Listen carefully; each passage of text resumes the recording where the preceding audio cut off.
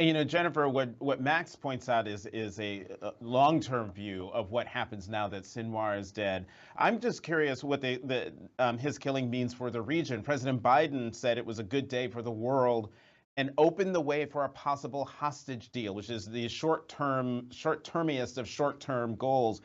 Is he right? It's possible. For the first time, we heard the Prime Minister of Israel, Benjamin Netanyahu, say that if you lay down your arms and release the hostages, we'll let you go. In other words, you can go into exile. We won't kill you. That, at least in theory, is one way that this could happen, that they would simply start giving up the hostages that they have.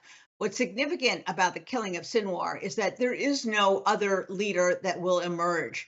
And all of the parties, the United States, Israel, even Qatar, has indicated that Sinwar was a major problem in the ceasefire negotiations. So the hope is that with him gone, with Hamas in some kind of disarray, and with the potential for some of these guys to go into exile, in essence, that we could see the release of some or all of the hostages. I think what's significant here is that Israel has really changed the balance of power vis-a-vis Iran.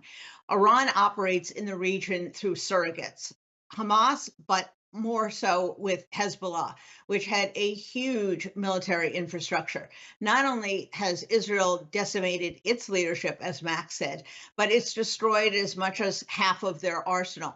This is an embarrassment, a setback for Iran. And remember, Israel is still waiting to exact their retribution for the latest Iranian attack on Israel.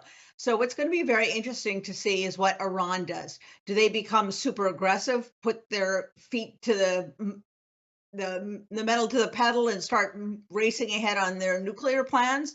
Do they regroup? Do they decide that perhaps these surrogates are not the best way for them to advance their interest?